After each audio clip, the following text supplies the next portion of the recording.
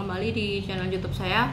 Hari ini kita akan membahas sebuah judul, tema, topik yang menarik banget dan mungkin udah ditunggu-tunggu juga karena bikin kepo gitu ya. Judulnya Narcissist and Sex gitu ya. Topik ini bisa dibilang menarik tapi sensitif gitu ya. Untuk yang belum siap atau siap tahu tentang beberapa hard truths ini, kenyataan yang mungkin agak sulit diterima gitu ya oleh sebagian orang, boleh deh skip video ini, soalnya ini judulnya Narcissist and Sex gitu ya.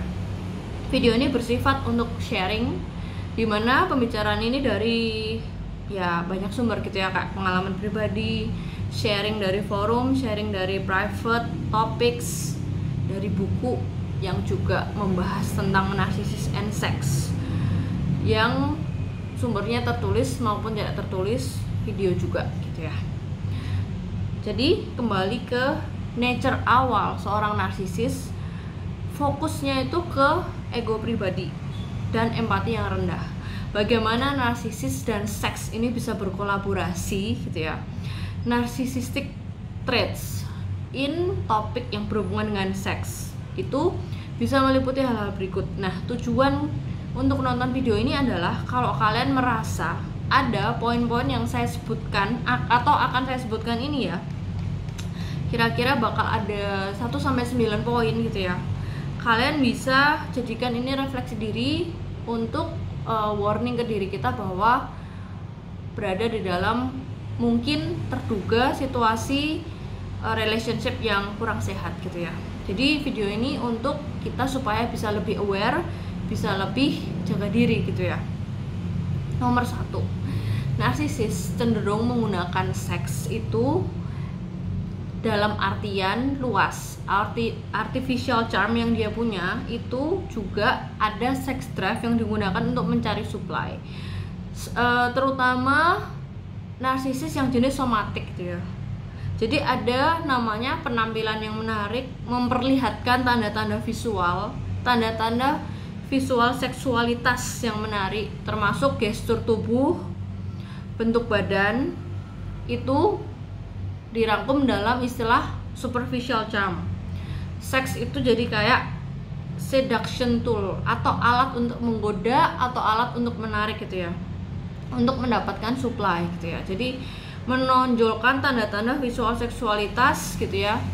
Dan ini juga lumayan familiar gitu kalau narsisisnya itu seorang wanita gitu ya, menggunakan tanda-tanda seksualitas untuk mendapatkan supply gitu ya. Itu yang nomor 1 traitsnya.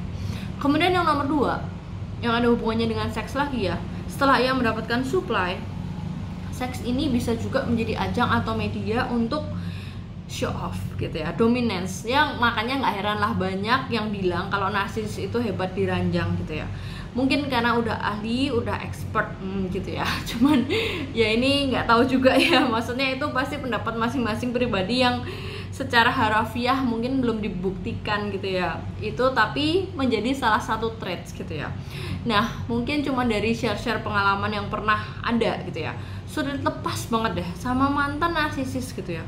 Secara sadar udah tahu bahwa hubungan ini bikin sering sedih, merasa tertekan, atau bahkan kayaknya nggak ideal banget deh kalau aku nikah sama dia gitu. Bisa ngomong kayak gitu tapi susah banget soalnya kayak candu banget sama seksnya. Dan bahkan nggak dipungkiri bahwa seks dengan seorang narsis bisa dibilang ya kayak addicted gitu dibanding dengan yang mungkin mantan-mantan yang lain. Mungkin dari sudut pandang dia seperti itu ya. Well, relationship bukan hanya sekedar seks, tapi kita juga butuh asupan cinta dengan emotional bonding, dimana narcissist lack of that kind of thing. Jadi ketika dia bisa bilang bahwa sebenarnya kekurangan emotional bonding, tapi juga admit bahwa seksnya luar biasa gitu ya. Jadi kalau untuk kalian yang sulit lepas banget karena alasan ini, tolong perhatikan hati dan perasaan juga yang menjadi kebutuhan kalian tentunya ya.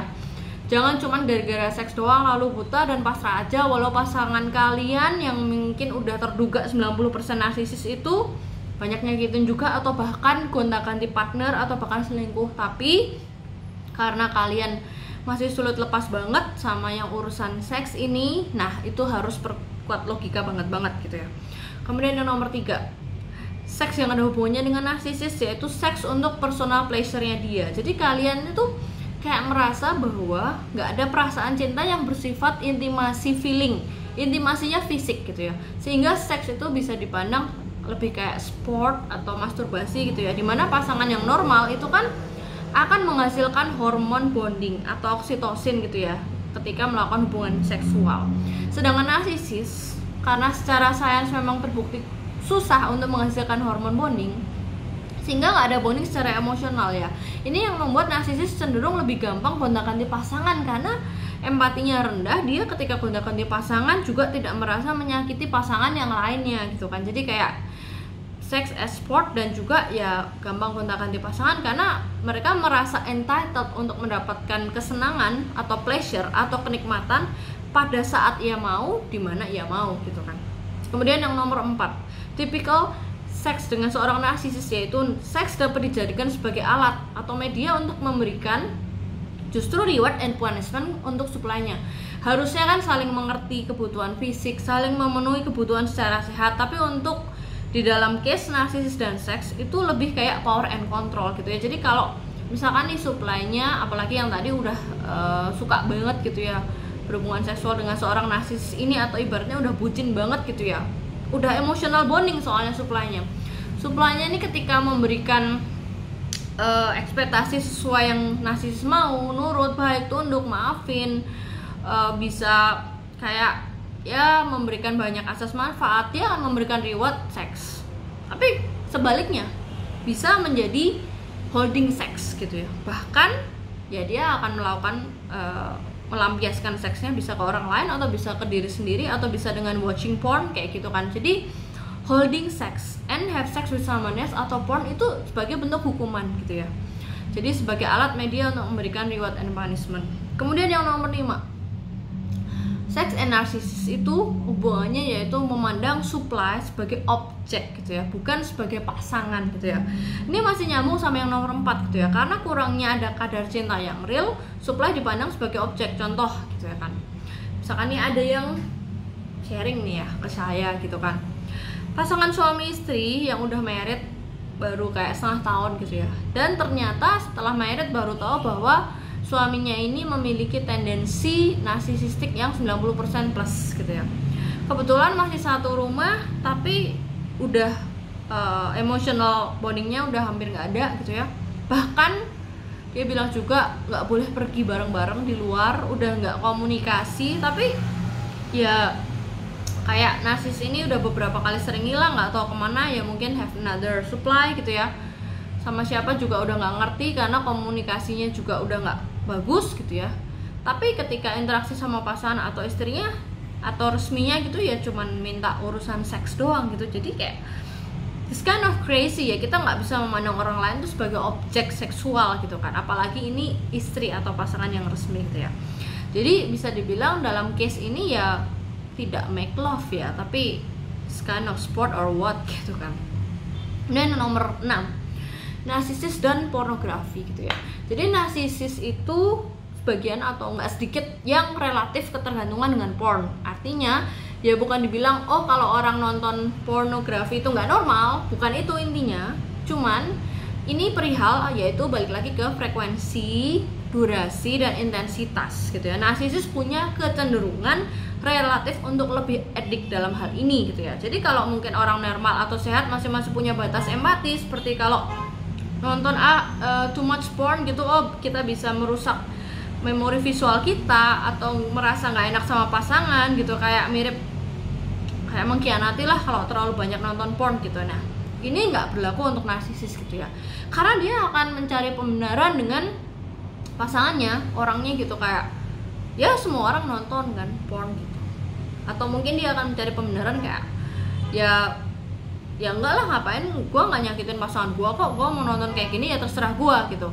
Kemudian juga yang bisa justru menyalahkan pasangannya, ya gue nonton kayak gini gue akhirnya adik terus-terusan ya karena lu nggak have enough sex with me gitu kan. Atau malah mengucapkan kata-kata kasar untuk membenarkan diri, kayak ya lu lihat ya calah lu, sekarang kan lu udah jadi gemuk, bentuk badan lu nggak sebagus dulu dan sebagainya. Itu justru untuk media menyerang atau justru untuk menyakiti pasangan gitu ya. Jadi mereka merasa berhak untuk mendapatkan apa yang mereka mau gitu kan, termasuk jika perlu harus menyakiti pasangannya gitu ya.